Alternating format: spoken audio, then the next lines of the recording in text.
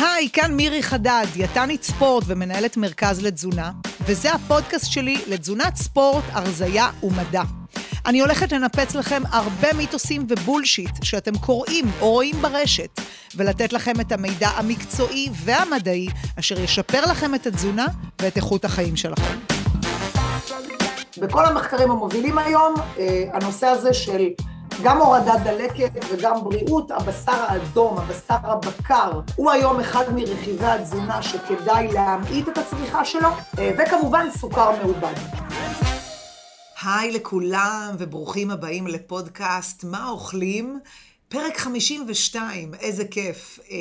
אני באמת חייבת להגיד שוב שממש כיף לי עם כל הפידבקים המעולים והחמים שאתם שולחים בכל מדיה אפשרית. נותן לי לגמרי את הדרייב לספק לכם תוכן משובח וערך גבוה כל שבוע. אני, לפני שנצלול לפרק 52, כמה ככה עדכונים חשובים. קודם כל, למי שלא עוקב ולא יודע, השקנו אפליקציה לפני חודש, אפליקציה מדהימה לתזונה, שדרכה אפשר לעשות את כל בקרת הקלוריות שלכם, לקבל המלצה מקצועית לכמות קלוריות, חלבון, פחמימות ושומנים, בהתאם למטרה האישית שלכם. אפשר להזין שם את אימוני הכושר שלכם, את נתוני המשקל שלכם, וכמובן שיש שם גישה ישירה, קלה ונוחה להרצאות VOD, לפודקאסט המהמם שלנו, לכתבות, למתכונים, ממש שווה וכיף. יש שבוע חינם באהבה מאיתנו, אז מוזמנים להוריד ולנסות.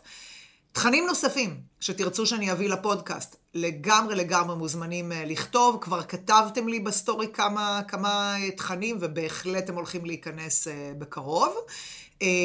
ואם מצאתם שהפודקאסט הזה מועיל וטוב, שתפו אותו לחברים, דרגו אותו.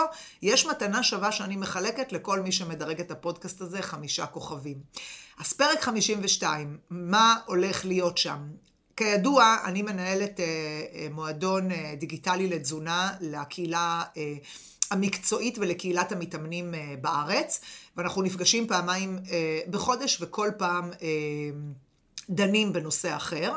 הנושא הזה זה נושא שמצאתי שהוא מאוד חשוב ובא לי לשתף אתכם. עשיתי הרצאה מעולה על כל המחקרים בנושא של תזונה, קלוריות, טרנדים ואריכות ימים. יש המון מידע מעניין בנושא, וזה מהווה היום נושא מאוד חם לדיון. אז פרק 52, תזונה, קלות ואריכות ימים, יוצאים לדרך. האזנה נעימה. אז כשאנחנו מדברים על נושא של longevity, מושג חדש שהמדע לאחרונה מדבר עליו, נקרא סופר אייג'רס. סופר אייג'רס, וזה ככה צילום מסך מתוך כתבה שפורסמה לאחרונה בוושינגטון פוסט. סופר אייג'רס זה למעשה אנשים, נשים וגברים שחיים מעל ל-80 שנה, וברמה הקוגניטיבית, פיזיולוגית, מצבם הבריאותי הוא כמו בני 20-30. אני אגיד שוב, אנשים שהם בני 80, 90, 95, וברמה הקוגניטיבית, פיזיולוגית, הם בכישורים כמו בני 20-30, הם מנהלים אורח חיים פעיל, בריא, מלא, יש להם פעילויות חברתיות, הם ממש חיים מלאים, מאוד מכובד, והיום המדע מנסה לחקור מה מיוחד באותם אנשים, כאילו מה מבדיל אנשים כאלה מאנשים שכבר בגיל 50 אולי מציגים תמונה ביולוגית פיזיולוגית של בני 80, מה שנקרא הפוך מכך. אז אמילי רוגלסקי אגב היא אחת החוקרות, ואני רוצה להגיד לכם מה שנקרא בימים אלו, עמלים על פרסום מחקר מאוד מרתק בנושא, ומנסים לחלץ את המאפיינים התנועתיים, התזונתיים, הפיזיולוגיים, שהם מאפיינים את אותם אנשים מיוחדים. אני כן יכולה כבר לומר לכם, כבר התחלתי ככה לקרוא כמה כתבות, שהרבה נעוץ גם בגנטיקה, מן הסתם, הרבה נעוץ במאפיינים גנטיים, בפעילות מסוימת של הורמונים, או במוטציה של פעילות של הורמונים מסוימים, בוודאי יש גם קשר לתזונה, קלוריות ולפעילות גופנית. אז בפרספקטיבה ארוכה, כבני אדם תוחלת החיים שלנו עלתה, לאדם הקדמון הייתה תוחלת חיים של סביב 40 שנה, היום תוחלת החיים שלנו עומדת על מעל ל-80 שנים, ובאמת היום אנחנו בקדמה, אנחנו כבר מדברים על, בוא נגיד ככה שהתינוקות של היום כבר יחיו הרי 150 שנה, כלומר היום כבר אנחנו מאוד מאוד מתקדמים, וזה גם הודות לאנטיביוטיקה, לשירות הרפואי המתקדם, לפתרון בריפוי של מחלות שבעבר היו מחלות חשוכות מרפא ולא היו שורדים מהם, אז אין ספק שאנחנו במגמת כל הזמן שיפור, גם של איכות חיים וגם של אריכות ימים, שזה כמובן מאוד מאוד חשוב. על פי ארגון הבריאות העולמי, שיעור התושבים בעולם מעל לגיל 60, יכפיל את עצמו לפני שנת 2050, ובתקופת הקורונה, שימו לב, בשנת 2020 שפרצה הקורונה, מספר האנשים בעולם, בני מעל לגיל 60, שימו לב, היה גבוה יותר ממספר הילדים מתחת לגיל 5, זה נתון די מטורף, זאת אומרת, היום האוכלוסייה של הגיל השלישי, היא בשיעור הרבה יותר משמעותי משנים קודמות, וכמובן יש לכך השלכות, גם בריאותיות, כלכליות, כן, דמוגרפיות, יש לדבר הזה חשיבות רבה, שאני מאוד מקווה שאיפשהו בין כל העיסוקים בפוליטיקה הישראלית, מישהו גם חושב על הנתון הזה. כשאנחנו מדברים על בריאות האדם, הסטטוס התזונתי, הדרך שבה אדם חי את חייו ומגיע לגיל שלישי, אז אנחנו מסווגים את הגורמים לכמה חלקים. החלק הראשון הברור זה שמה שישפיע על הסטטוס זה הגורמים האינדיבידואליים שלי, כלומר מה שקשור אליי, המצב הבריאותי שלי, הסיכון שלי למחלות, הקוגניציה שלי, הרווחה הרגשית שלי, הרווחה הקוגניטיבית שלי, וכמובן מה העמדות שלי לגבי תזונה. הרי גם לנושא של הרגלים, תרבות, אמונות, יש קשר מאוד מאוד משמעותי, תסתכלו, תרבויות שונות, דפוסי תזונה שונים, נכון? אנחנו אוכלים אחרת מהיפנים, אולי כמובן אחרת מהאמריקאים, מההודים, אז לכל תרבות יש את הדפוסים שלה. ומבחינת גורמים אקסטרניים או גורמים סביבתיים, אז יש קשר גם למחלות לאורך החיים, תרופות, סייד אפקט של תרופות, זמינות של מזון, הסביבה שבה אני חיה, מי חי איתי, מי עוזר לי אולי להשיג מזון שנכון לי, שבריא לי. כל הגורמים הללו לגמרי בסופו של דבר משפיעים על התמונה המלאה ועל הסטטוס התזונתי שלי, ומכאן כמובן גם על הסיכון שלי למחלות.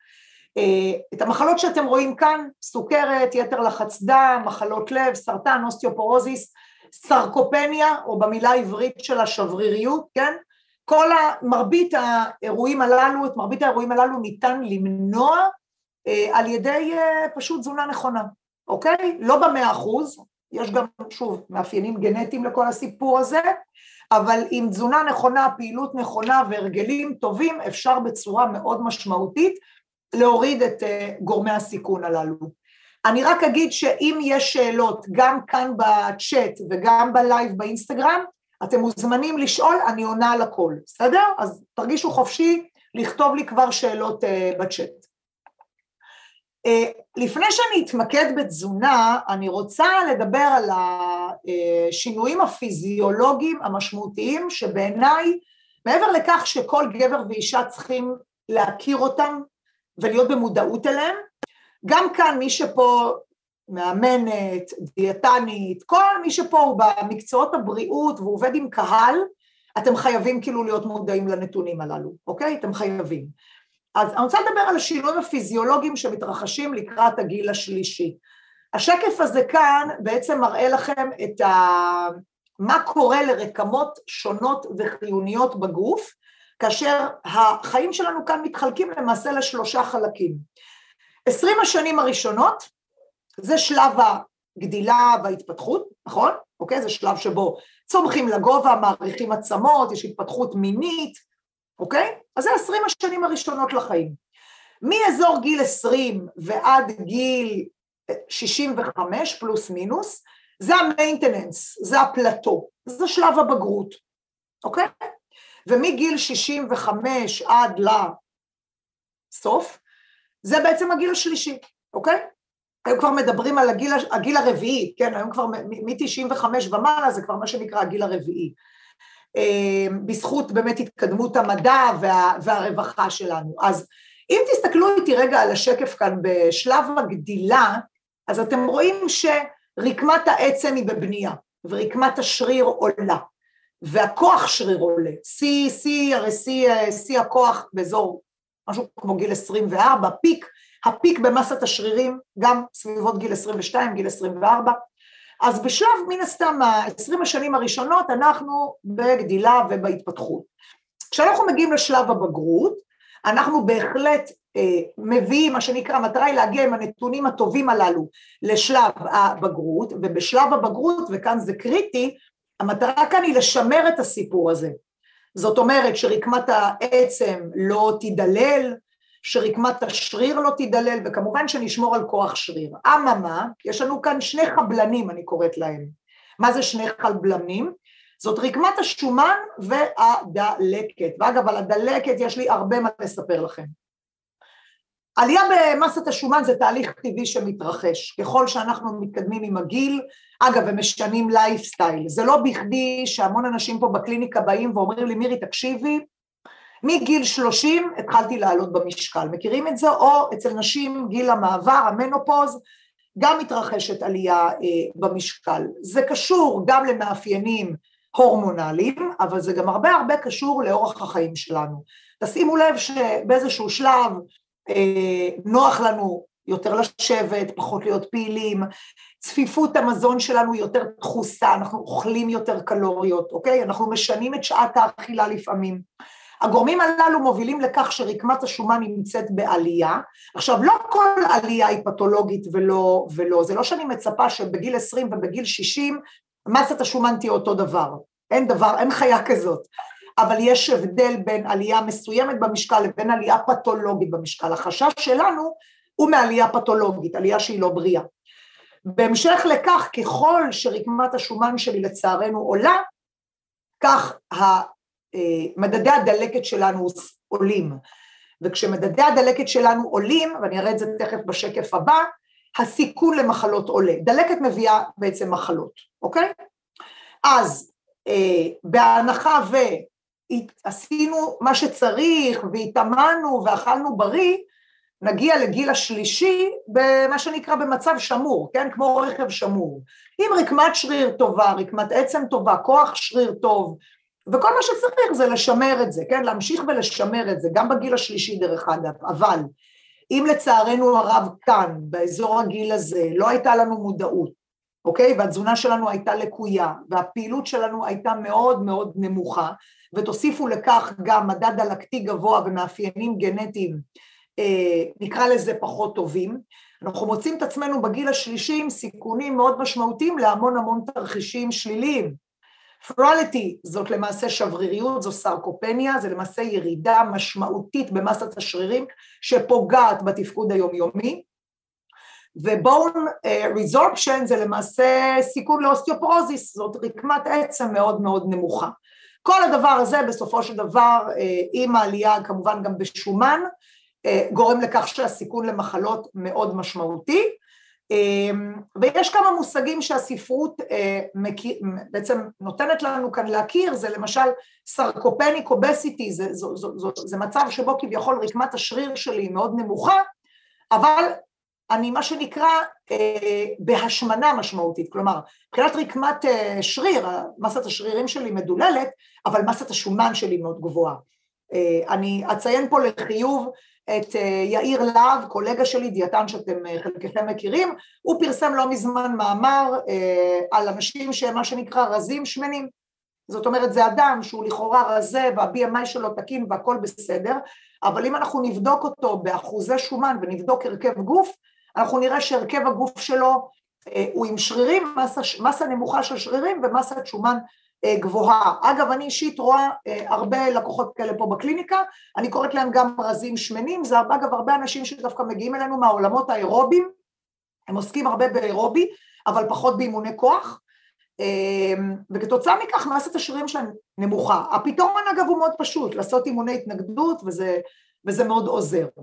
עכשיו, מה שאנחנו יודעים שקורה גם במנופוז, גם אצל נשים וגם אצל גברים בגיל מעבר וגם החל מגיל 65, יש fat redistribution, זה למעשה שינוע של תאי שומן, מלמשל פלג גוף תחתון לפלג גוף עליון, אצל נשים בגיל מעבר זה לצערנו מאוד דומיננטי, ויש גם fat infiltration, שזה למעשה הסננה של תאי שומן, לכל מיני רקמות חיוניות, כולל רקמת שריר. שימו לב, ממש שומן חודר לתוך רקמת השריר. איך אפשר לטפל בזה, או מה אפשר לעשות? פשוט לטפל באחוזי השומן, אם אחוזי השומן הם גבוהים מאוד, להוריד אחוזי שומן, ובכך אנחנו מורידים מאותו שומן בעייתי. בפשט, אם אני צריכה לתמצת לכם את כל הדבר הזה, את כל שני השקפים הגדולים הללו במשפט, אז השמנה בגיל מבוגר בהשוואה לצעיר, מובילה לעלייה יותר משמעותית בשומן ויסרלי, זאת אומרת, אם אני עולה 6 קילוגרם בגיל 60, זה לא כמו לעלות 6 קילוגרם בגיל 30. כשאני עולה 6 קילוגרם בגיל 60, אוקיי? אני מעלה יותר שומן בטני פנימי, שגורם לי לדלקת. ומזה אני רוצה להימנע. אני רוצה כמה שפחות דלקת, כי דלקת בסופו של דבר, מעלה לי את הסיכון למחלות. אז זה נתון אחד שכדאי מאוד לזכור, ואל תדאגו, נגיע עוד מעט לחלק היותר חיובי של ההרצאה, שהפנים שלכם לא ייפלו, נגיע גם לפן חיובי פה. עוד דבר שחשוב לזכור זה את ההוצאה הקלורית היומית שלנו, ההוצאה הקלורית הטוטלית היומית שלנו. כאן יש גרף מתוך עבודה מרתקת שפורסמה ממש לפני 2, והעבודה הזו בעצם הראתה שאם מסתכלים בפרספקטיבה של מגיל 0 ועד גיל 90, אז אפשר לומר שאפשר לחלק את השינוי בהוצאה הקלורית שלנו בוא נגיד 4 תקופות חיים. יש את שנות החיים הראשונות, אוקיי? 1, 2, 3 ראשונות, שבאמת יש קפיצה, והצרכים האנרגטיים בתקנון למשקל גוף הם מאוד מאוד גבוהים. לאחר מכן יש את שלב, כמובן, הילדות וההתבגרות, גם כאן הרי לילדים ולמתבגרים יחסית יש הוצאה קלורית גבוהה, בואכה לגיל 20, כמו שאמרנו, גיל בגרות, עד גיל 60, פחות או יותר, הוצאה קלורית לא תשתנה, שוב, אזור גיל מעבר, בערך גיל 50, אנחנו נקבל עוד איזה במפ, ההוצאה הקלורית היומית שלנו תרד, ומגיל פלוס מינוס 65, אנחנו מה שנקרא בדיקליין, וההוצאה הקלורית שלנו בעצם הולכת ויורדת, שכמובן צריך להסיק מכך את המסקנות הראויות, ולהבין כאילו יש הבדל מן הסתם בין תוכנית תזונה לאישה בת 80 לאישה בת 50 ו-40, כן?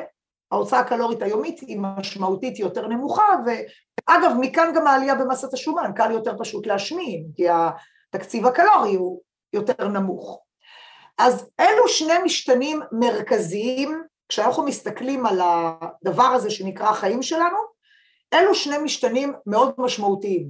המשחק הזה בין השומן לשריר, והרצון שלי לאזן את זה, ובאמת לטפל בשומן ולטפל בשריר, אני מטפלת בשומן או במסת השומן דרך תזונה נאותה, ואני משמרת את השרירים שלי דרך פעילות גופנית, ויש את העניין הזה של ההוצאה הקלורית היומית. אצלנו אני יכולה להגיד לכם שבמרכז, פה בתל אביב, יש לנו פה בדיקת חילוף חומרים מדעית, שדרכה ניתן לדעת את החילוף חומרים הבסיסי שלכם, יש כאן הרבה לקוחות שלי פה מהמרכז ששומעים אותי ועברו את הבדיקה, ודרך הבדיקה הזו ניתן לדייק את תוכנית התזונה שלכם. אז אלו שני דברים שכדאי מאוד לתת את הדעת עליהם. אוקיי, מירי שאלה פה מה הכוונה לדלקת, איך זה בא לידי ביטוי, שאלה מעולה וחכמה. אני אנסה להסביר אותה בצורה פשוטה. דלקת זה למעשה, יש כל מיני תרכובות שהשם המקצועי שלהם זה ציטוקינים, אוקיי? ציטוקינים אלו תרכובות דלקתיות שבוא נגיד ככה, מה שנקרא רוצות לעשות מסיבה, רוצות לעשות חגיגה, אבל לא חגיגה מהקטע הטוב. ברגע שכמות הציטוקינים בגוף עולה, מערכת החיסון שלנו באה לידי ביטוי, באה לידי פעולה, היא משחררת גם תרכובות ממערכת החיסון, למשל מקרופאז'ים, אלו כדורים שקשורים, אלו תרכובות שקשורות למערכת החיסון, והשילוב הזה של הציטוקינים עם המקרופאז'ים מייצר את התהליך הדלקתי. ואז למשל זה יכול להביא לידי פגיעה בכלי דם, ומכאן זה יכול לעלות סיכון למחלות לבביות, למשל חס ושלום התקף לב או שבץ מוחי, אוקיי?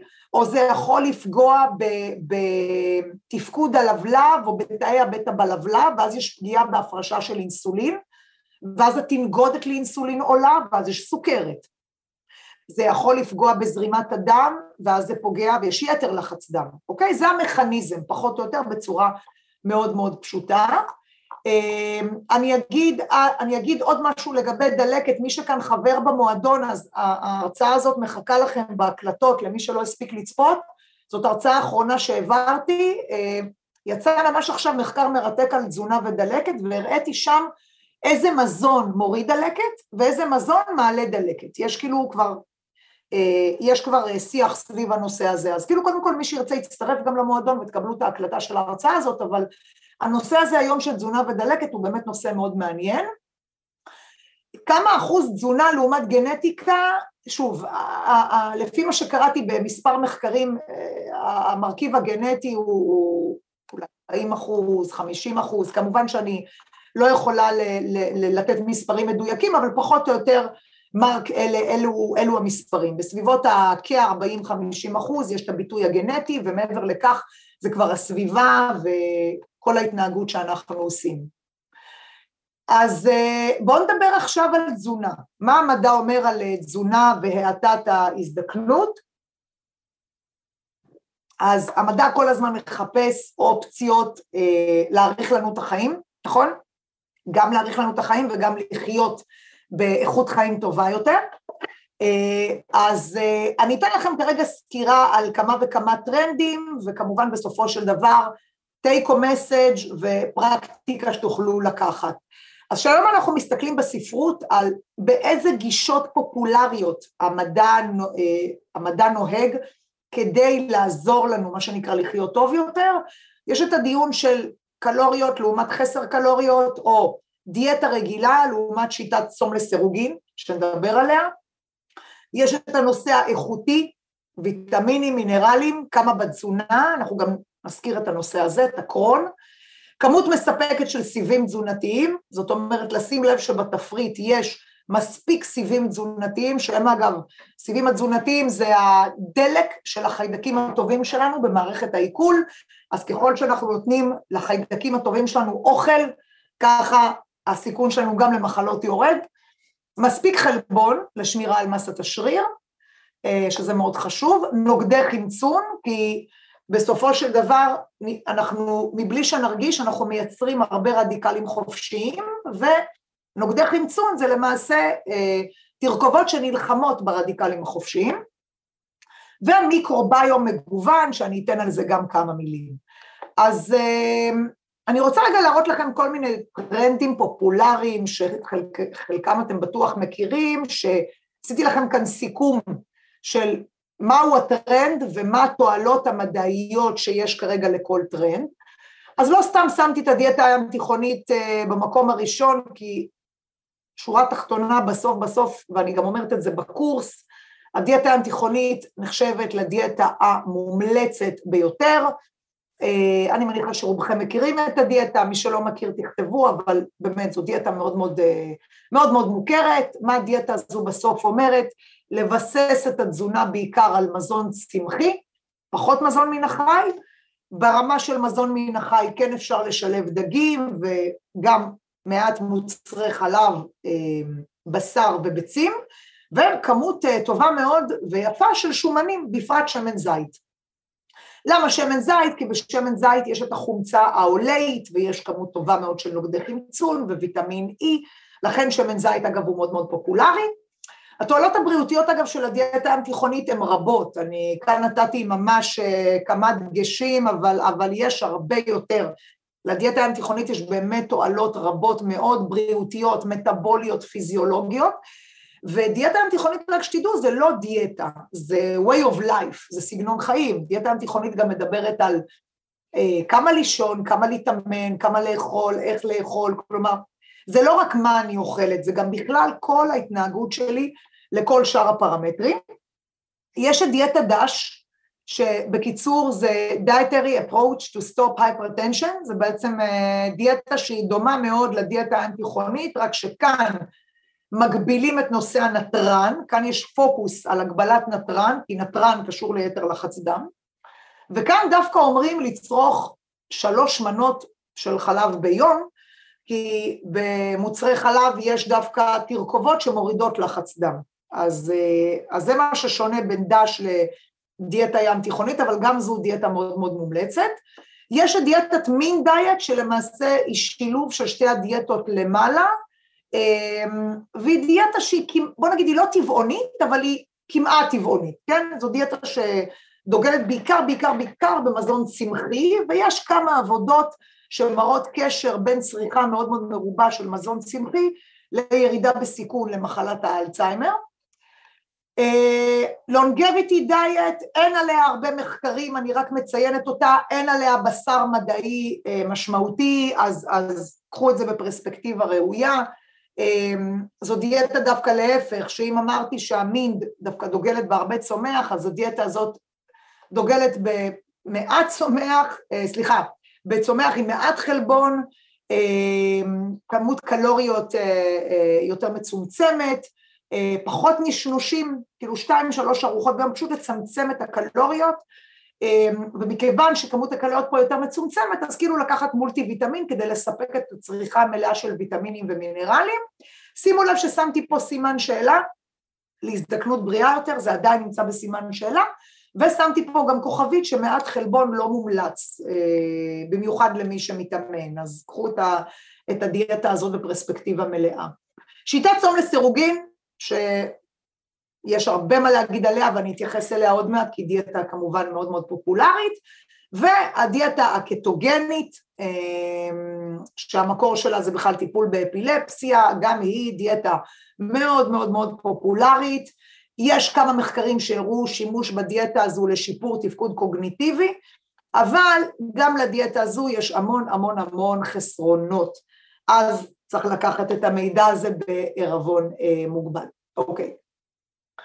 אז אני רוצה כרגע לעשות פוקוס על כמה וכמה מהפרמטרים שהראיתי לכם, ואני רוצה להתחיל עם הנושא הזה של, קודם כל של איכות קלוריות. היום השיח הוא סביב נושא של איכות וסביב נושא של טיימינג. זה היום הדיבור, איכות וטיימינג. זה לא שאגב כמות קלוריות לא חשובה, ברור שהמאזן הקלורי הוא חשוב, כן? שלא תטעו, זה ברור. אבל היום בגלל תרבות השפע, כן? בגלל תרבות השפע, אז היום השיח הוא סביב איכות קלוריות וטיימינג של קלוריות, וזה שקף של מי שנמצא אצלי בקורס, יש לכם את השקף הזה במצגות, זה הדיאטה התיכונית, הבסיס שלה, דגנים, ירקות, קטניות, בפרט דגנים מלאים, לא סתם יש פה את הלחם שהוא צבוע בצבע חום, במיוחד דגנים מלאים, פירות וירקות במינון טוב, מינון גבוה, שמן זית או בכלל שמנים, אגוזים, זיתים, כאילו שומנים איכותיים טובים, חלבונים ממקור של דגים, אוקיי? גם עוף, גם ביצים, גם קצת מוצרי חלב, ושימו לב פה לשפיץ. ואני רוצה להגיד לכם שהדבר, השקף הבסיסי הזה, הוא לגמרי, אני רואה את המתודולוגיה הזאת חוזרת על עצמה, בכל המחקרים המובילים היום, הנושא הזה של גם הורדת דלקת וגם בריאות, הבשר האדום, הבשר הבקר, הוא היום אחד מרכיבי התזונה שכדאי להמעיט את הצריכה שלו, וכמובן סוכר מעובד. כאילו חד משמעית, אם אני צריכה לתת לכם פה עכשיו זום אין, על 2 מזונות שכדאי להפחית את הצריכה, לא צריך 0, כן, אבל כדאי להפחית את הצריכה שלהם, זה בעצם בשר אדום וסוכר מעובד. עכשיו, למה היום כל הטרנדים ממליצים על מזון יותר איכותי, או הפחתה של מזון שהוא מה שנקרא אולטרה מעובד, כי זה כאילו מתוך שקף מאוד יפה של משרד הבריאות, איך מזון אולטרה מעובד משפיע על הגוף. אז הוא משנה את הרכב הפלורה במעי, משנה את המיקרוביום, מעלה סיכון למגוון של מחלות כפי שאתם רואים, וגם הוא ממכר, כי תחשבו כאילו, הרי מה הורמון העונג שלנו, מכירים אני מניחה את הורמון העונג, את הדופמין, אז אם אני כרגע אוכלת שוקולד או במבה או לא משנה, הדופמין עולה, וזה כיף, ברגע שדופמין עולה כיף. המטרה שלי היא כל הזמן לרצות לשחזר את ההנאה הזאת, איך אני משחזרת את ההנאה הזאת, על ידי חזרה על אותה פעולה כיפית שעשיתי. אם מדובר בממתקים, זה בעצם אכילה הולכת וחוזרת של ממתקים. יש לנו הרי בלשון כבר קולטנים, רצפטורים, לטעם המתוק, לטעם השמן ולטעם המלוח. לא סתם אנחנו מתמכרים לדברים הללו, אז אני בטח לא באה להגיד לכם לפחד מאוכל או לא לאכול, בואו, זאת ממש לא הגישה שלי. אני חושבת שכן חשוב לאכול הכל, כולל מזון, נקרא לזה ג'אנקי, אבל כן במינון הנכון, ללא ספק במינון הנכון, אנחנו בטח לא נבסס את התזונה שלנו על מזון אולטרה מעובד, זה גם לא מרגיש טוב בגוף וגם בפרספקטיבה ארוכת טווח.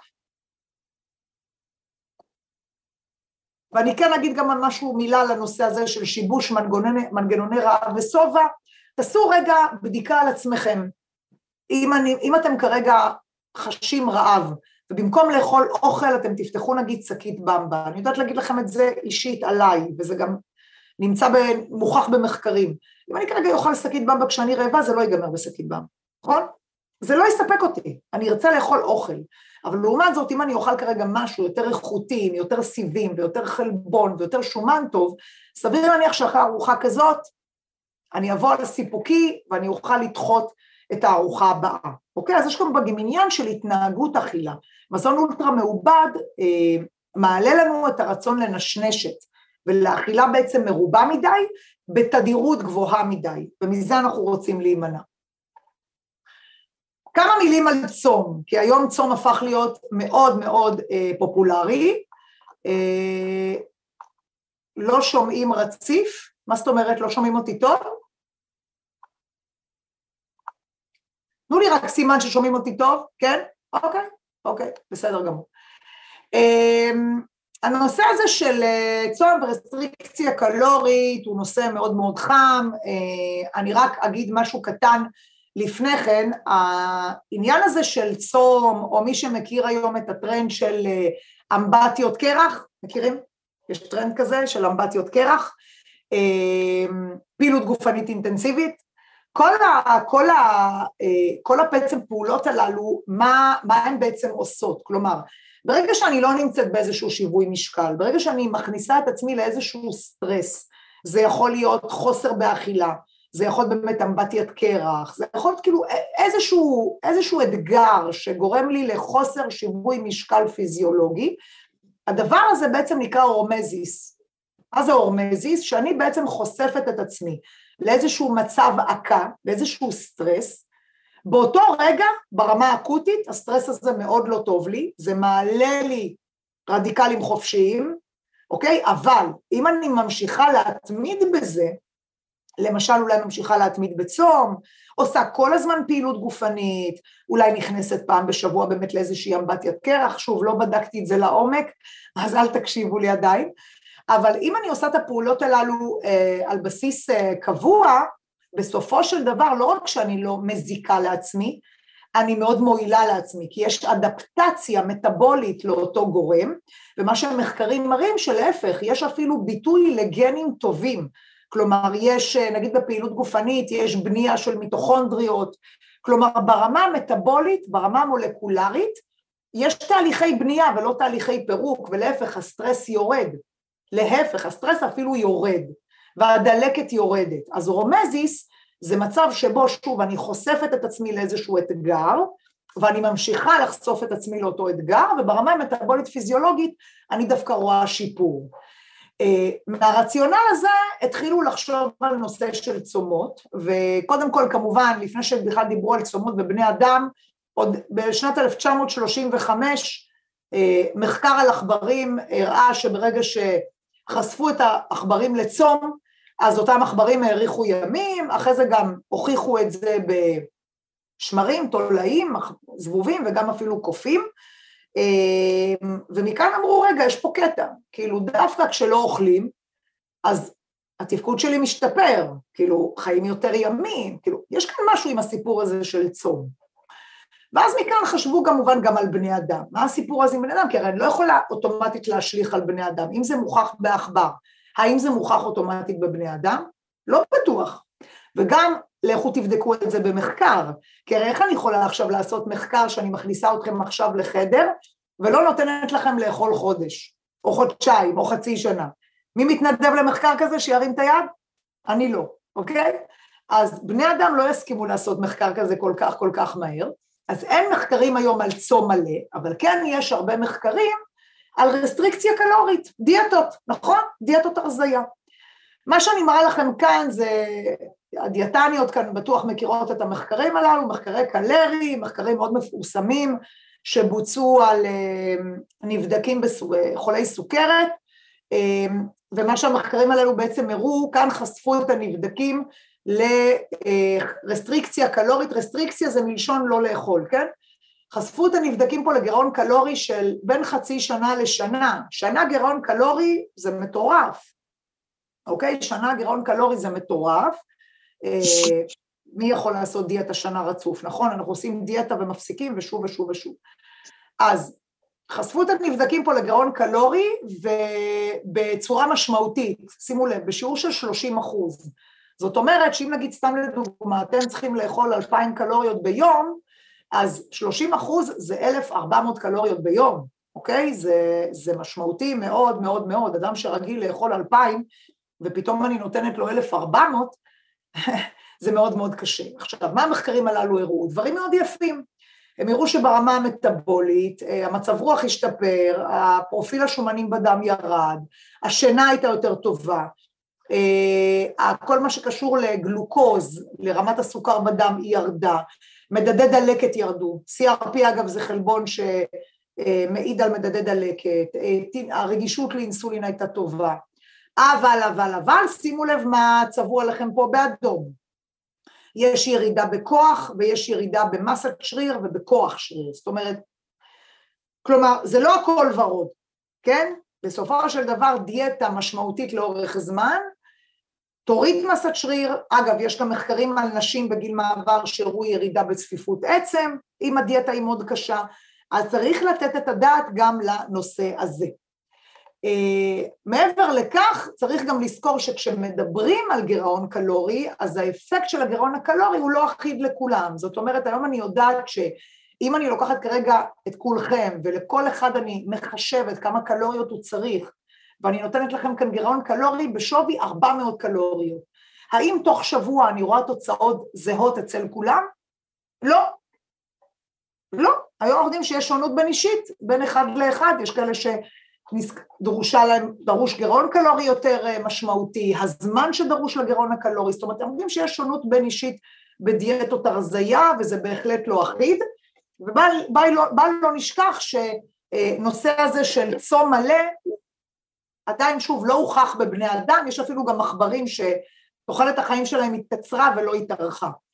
אז אין מה לדבר על צום מלא, אבל, מכיוון שכנראה המכניזם הזה של לא לאכול, לעומת כן לאכול, יש לו הרבה common sense, ומכאן אגב צמחה שיטת צום לסירוגין, שנחשבת אגב היום לשיטה טובה, ושיטת צום לסירוגין זה כאילו איזושהי התפשרות שלנו להגיד אוקיי, אז צום מלא בבני אדם הוא לא אפשרי, אבל מצד שני להגיד אוקיי, יש X שעות ביום שאתה אוכל, ויש X שעות ביום שבשעות הללו אתה לא אוכל, דואבול, כאילו אפשר לעשות את זה, זה לא בעייתי. אז שיטת צום לסירוגין היום היא החלופה, ובאמת ברמה הבריאותית מטאבולית, יש לכם פה רפרנס אחד, אבל יש באמת עשרות רבות של מחקרים, שמראים שהשיטה, היא עוד שיטה אגב לירידה במשקל, היא לא בתועלות על השיטה הקונבנציונלית של גירעון קלורי יומיומי, אבל זאת עוד שיטה לירידה במשקל, וברמה הבריאותית היא משפרת תוחלת חיים, היא מורידה דלקת, היא מורידה את רמות הסוכר בצום, מורידה כבד שומני, זאת אומרת באמת יש לה שיטה, זאת שיטה מה שנקרא עם הרבה קבלות, הרבה קבלות טובות לשיטה הזאת, זה לא שאגב אני חושבת שכל אחד צריך לעשות את השיטה הזאת, ממש לא, בטח שלא כשאנחנו מדברים על ספורטאים, יש ספורטאים ששיטת צום לסירוגין פר סה לא תהיה טובה להם, כי זה יפריע להם באימונים, אבל כל מה שקשור לשיפור מדדים מטאבוליים, זאת שיטה מצוינת. אני רק רואה זה, תודה מתן, תודה, איזה כיף שאתה פה.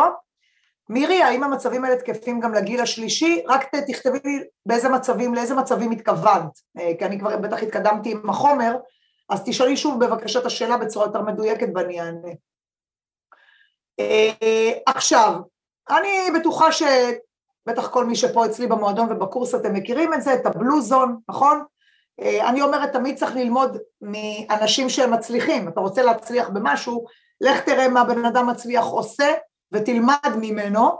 אז להזכירכם, הבלו זון זה בעצם כמה מקומות בעולם, שבהם יש הרבה סופר אייג'רס, כלומר יש הרבה אנשים שחיים גם באיכות חיים טובה, וגם בתוחלת חיים ארוכה. אוקינאווה ביפן, מגיעים לגיל 100 פי 4, בהשוואה לאוקינאווה זה אי ביפן, אז האוקינאווים, ספציפית באוקינאווה, יש הרבה אוקינאווים שמגיעים לגיל 100 ומעלה, בהשוואה ליפן ולמדינות מפותחות, ברמה מטאבולית כרונית הם בשיעורי תחלואה יותר נמוכים, ואני חושבת שהגיים צ'יינג'ר שלהם, שכאן אנחנו בהחלט כישראלים צריכים ללמוד, שימו לב, האוקינאווים אוכלים 17% פחות קלוריות בתפריט בהשוואה לתושבי יפן. עכשיו אני אשאל אתכם כמה קלוריות אוכלים תושבי יפן. תרשמו כזה בצ'אט במספרים. כמה לדעתכם כמות קלוריות ממוצעת בתפריט למי שחי ביפן? אני בינתיים יענה לשאלתך יעל, שלאור מה שאמרתי, כן, התזונה היותר המומלצת לגיל השלישי זה תזונה על פי הדיאטה האנטיכונית, כן? יותר צומח, דגים, שומנים איכותיים, פחות סוכר, פחות בשר בקר, פחות מזון אולטרה מעובד. זה הכיוון. 1,400, 1,500, 1,600, כן, כן, 2,000 מתן. אוקיי, אז שימו לב, בסדר גמור, חלק היו פה באמת מאוד קרובים, שירן 1,000. אז ביפן, יפנים אוכלים כ-1,800 קלוריות ביום. יש לי כתבה שפרסמתי לפני הרבה זמן במאקו, על דפוסי התזונה האופייניים לתושבי יפן. אתם יכולים להיכנס למאקו ולקרוא על זה, וגם יש לנו את זה באתר, אבל בכל מקרה היפנים, מי שביקר ביפן, גודל המנה הוא לא גדול, הם אוכלים אגב הרבה אורז, הם שותים הרבה תה ירוק, בתה ירוק אגב יש נוגדי חמצון, הם אוכלים הרבה דגים, פחות בשר, פחות מזון אולטרה מעובד, הם פשוט אוכלים מעט. אגב, אני אפרסם בקרוב הרצאה גם, עשו עכשיו סקר מאוד מאוד גדול על הרגלי התזונה של הישראלים, נכון שזה מסקרן אתכם לדעת? אז כן, אז יש סקר מאוד מרתק על איך אנחנו הישראלים אוכלים, ואיך כדאי גם כמובן גם לשפר את זה. אנחנו אוכלים הרבה יותר קלוריות, כן? אנחנו אוכלים הרבה יותר קלוריות מ-1,800, אז כאן אגב זה משהו שהוא בעיניי מאוד מאוד משמעותי בכל הסיפור הזה, של אנטי-אייג'ינג. מעבר לכמות קלוריות, כמו שאמרנו, איכות קלוריות, גם הדיאטה האנטיכונית וגם הדיאטה של האוקינאווים, זו דיאטה שהיא עשירה מאוד בוויטמינים, מינרלים, פיטוכימיקלים, אומגה 3, שומן צמחי חיוני, כל הנוטריאנטים שאתם רואים פה, אלו נוטריאנטים חיוניים, חשובים, גם לגיל בגרות ובטח לגיל שלישי. אוקיי? גם בגיל בגרות ובטח בגיל שלישי, זה ברור. אז עד לכאן הנושא של צומות ואיכות קלוריות, אני רוצה להתייחס גם לנושא של מיקרוביום, שהוא גם מאוד מאוד חשוב. אז מיקרוביום זה בעצם אוכלוסיית החיידקים שלנו במערכת העיכול. אגב, אנחנו בעצם מבחינת תאים ורקמות, אנחנו הרבה יותר מורכבים מחיידקים, וירוסים, פטריות, מאשר מרקמה אנושית. כלומר, אנחנו פחות אנושיים, אנחנו חיים איתנו כאן המון המון המון יצורים, ומה שטוב זה שהיצורים האלה זה יצורים שאוהבים אותנו, הם חברים שלנו, הם לא פתוגנים, כלומר, מערכת החיסון, פתוגנים להפך, הם חיים איתנו בסימביוזה, והם טובים. מה, צריך לדעת ולתת להם את הדלק הנכון, מה שנקרא, לא רק אמור לי מה אתה אוכל, אמור לי מה החיידקים שלך אוכלים, זה כאילו תוספת למשפט הידוע.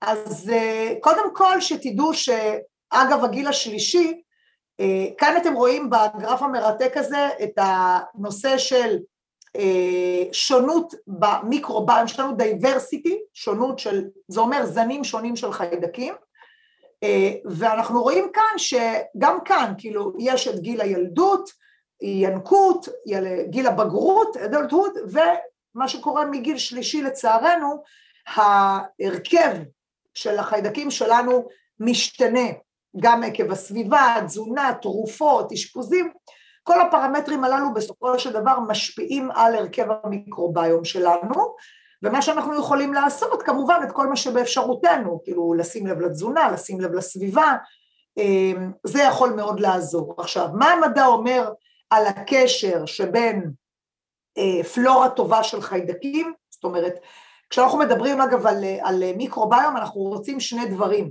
אנחנו רוצים גם, אוקיי, אנחנו רוצים מה שנקרא גינה גדולה מאוד, אוקיי? ואנחנו רוצים גם הרבה צבעים. אנחנו רוצים diversity. זאת אומרת, אנחנו רוצים גם כמות גבוהה של זנים, וגם אנחנו רוצים בכלל הרבה חיידקים טובים.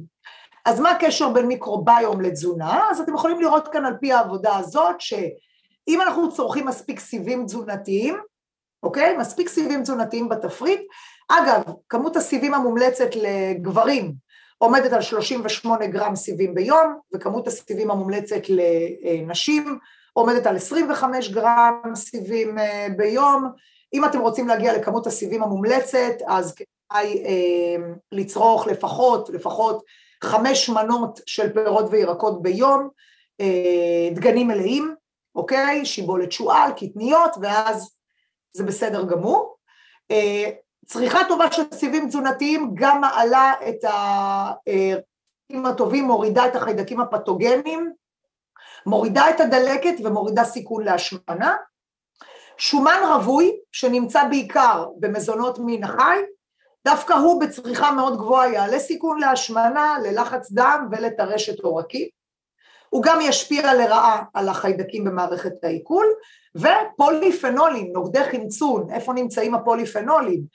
תה ירוק, ירקות ירוקים כהים, כל מה שכהה בצבע שלו, ירקות ירוקים כהים, פירות יער, נכון? פירות מאוד מאוד אדומים, כמו פירות יער, תות שדה, רימון, סלק, כל המזונות הללו עשירים מאוד בנוגדי חמצון, וגם כמובן דגנים מלאים, קטניות וכדומה, זה גם מאוד מאוד משפיע, אז כמה שיותר נוגדי חמצון בתפריט, גם כאן תהיה השפעה על התהליך הדלקתי, דלקת תרד, ההגנה החמצונית שלי עולה, וגם כאן מבחינת פלורה במעי, ההרכב הוא נשמר לטובה. אז מה ה-take home message? ממני אליכם. דבר ראשון, יותר צומח, אוקיי? פשוט לאכול יותר צומח. שימו לב כמה פירות וירקות אתם אוכלים ביום. אני לא אשכח ששמעתי הרצאה מרתקת של דוקטור לי גודני, דיאטנית, והיא חוקרת מיקרוביום, והיא נתנה שם אתגר, שימו לב, אם אתם רוצים תרשמו לכם אותו, של צריכה של 30 סוגים של מזונות צמחיים שאתם אוכלים בתפריט. זאת אומרת, כל מזון צמחי שאתם אוכלים בתפריט, תרשמו אותו, ותראו אם אתם מגיעים ל30 סוגים שונים של מזונות צמחיים בתפריט. לחם, עדשים, אורז, תפוז, כזה. תרשמו, המטרה היא להגיע ל30 סוגים שונים של מזונות צמחיים בתפריט. דגים וטופו קבוע, דגים למי שלא טבעוני, הדגים שאגב הם יותר עשירים באומגה 3, זה כמובן הסלמון, סרדינים, טונה, אוקיי, מקרל, אלה הדגים היותר מומלצים, אפשר כמובן גם לגוון בדגים אחרים, וטופו, בין אם אתם טבעונים או לא טבעונים, זה לא קשור, טופו זה באמת חלבון מעולה וטוב, לאכול פחות, זאת תמיד המסקנה, לאכול פחות ובמרווחים קבועים, זאת אומרת, היום אני גם מלמדת את הלקוחות שלי פה במרכז, לא לאכול כל שעתיים, אוקיי? אלא אם כן אין ברירה או לא משנה מה, אבל לצמצם, כאילו לאכול טוב, 4 שעות הפסקה מאוכל זה מאוד חשוב, מי שרוצה מדי פעם לאתגר, להביא את עצמו לאורמזיס, מה שנקרא כמו שדיברנו, אורמזיס, אפשר מדי פעם לנשנש צומות, אני קוראת לזה, זאת אומרת, אתם יכולים להחליט אסטרטגית פעם בשבוע, אני לא אוכלת לא יודעת, 6 בערב עד, לא יודעת, 10 בבוקר, כזה, או 6 בערב עד 8 בבוקר, לא משנה. תזכרו שוב שזה לא מתאים למי שמתאמן, מי שמתאמן צריך, זה לא שהוא לא יכול לעשות את השיטה, הוא צריך פשוט לתזמן את זה נכון עם האימונים, אבל זה באמת משהו נורא נורא חשוב ליישם, והיום מדברים על קרון, במיוחד לגיל השלישי אגב, הקרון הוא בעיקר רלוונטי לגיל השלישי, קלורי רסטריקשן עם אופטימל נוטרישן, זאת אומרת שאני רוצה לאכול לא הרבה קלוריות, מעט קלוריות, אבל קלוריות איכותיות, וכשאני מדברת גם על קלוריות איכותיות, מעבר לקלוריות צמחיות, אני כמובן גם מדברת על חלבון, אוקיי? חלבון חשוב מאוד לגיל השלישי, למניעה של דילול שריר, סרקופניה, מאוד מאוד חשוב לשמר רקמת שריר, איך עושים את זה? כמובן על ידי קודם כל אימון התנגדות, וצריכה מספקת של חלבון. אני כן אגיד משהו שדיברנו עליו בכנס בצורה יותר מעמיקה, אם אנחנו לוקחים כרגע אנשים שלא עוסקים בפעילות גופנית, שימו לב, לא עוסקים בפעילות גופנית, לא מומלץ שאותם אנשים יעמיסו כמויות חלבון מאוד גבוהות. זאת אומרת, כל ההייפ הזה סביב החלבון, היום יש הייפ מאוד גבוה סביב החלבון, וזה בסדר, אבל בבקשה תשימו לב, לא כל אחד עכשיו צריך לאכול בארוחה, גם טונה, גם ביצים, גם קוטג', גם שייק חלבון, גם יוגורט פרו, גם בשר, גם ביצים, גם דגים, לא, אוקיי? הסיפור הזה של כמות מטורפת של חלבון, הוא אם כבר רלוונטי למי שמתאמן, ומתאמן אימונים עצימים. אוקיי? אם אני לוקחת כרגע אישה בת 65, שלא מתאמנת, אני לא יעמיס עליה הרבה חלבון.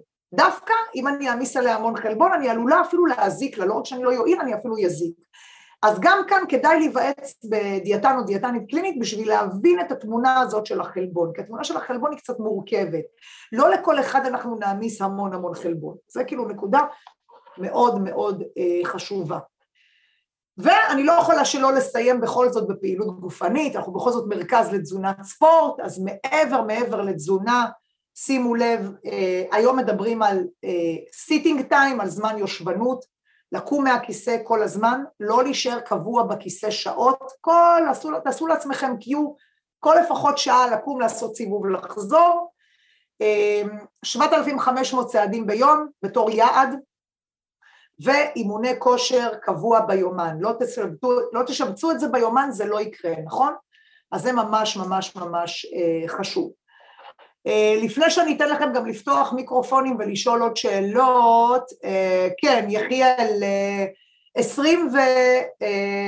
25 גרם של סיבים תזונתיים לנשים, אוקיי, ביום, ו38 גרם של סיבים תזונתיים לגברים, אוקיי? עדנה, לא, לגבי השיבולת שועל, את יכולה לאכול את זה כמו שזה עם יוגורט, את יכולה לבשל את זה על בסיס חלב או מים, שיבולת שועל אגב נחשבת כדגן מלא, אז אין בעיה לאכול את זה בכל אופן שאת רוצה. אז תודה רבה לכם, ניפגש במועדון, סוף שבוע נעים, וקחו את הטיפים ותתחילו ליישם. נשתמע, להתראות. טוב חברים, עד כאן לפרק זה. אני הייתי מירי חדד, דיאטנית ספורט בחירה, מנהלת את מרכז התזונה של מירי חדד, מרכז אשר מלווה אלפי אנשים למשקל שנוח להם איתו, לאיכות חיים מקסימלית, לאנרגיה טובה ותפקוד, לעליית מסת שריר, ירידה באחוזי שומן, שיפור תזונת ספורט, ובכלל קהילה חמה ותומכת בכל מה שקשור לבריאות שלכם, לתזונה שלכם ולמשקל שלכם. אם תרצו להתייעץ איתנו ולהיכנס לתהליכי ליווי, אם בא לכם ללמוד את מאחורי הקלעים של עולם תזונת הספורט, הבריאות ואיך הדבר הזה של דיאטות עובד, אז יש לנו קורסים, יש לנו מסלולי ליווי, יש לנו מועדונים דיגיטליים, ובקרוב מאוד יש לנו אפליקציה, יאי, אני כל כך מתרגשת. אז אפשר לרשום הודעה דרך האינסטה, דרך הפייס, דרך האתר, נשמח לעזור בכל שאלה, וכמובן, אם יש תכנים שתרצו שאני אביא לפודקאסט הזה, אני הכי אשמח לקבל מכם. אהבתם את הפרק? אל תהיו קמצנים, תשתפו אותו עם אנשים שאתם יודעים שמחפשים גם כמוכם מידע מקצועי וטוב בעולמות התזונה והכושר, ואם תדרגו אותו 5 כוכבים, מתנה עליי, תשלחו לי צילום מסך שדרגתם את הפרק הזה, ותשלחו לנו למייל, המייל נמצא כאן ממש למטה, ונשלח לכם מתנה שווה למייל. אז תהיו בריאים, ניפגש בפרק הבא. ביי ביי.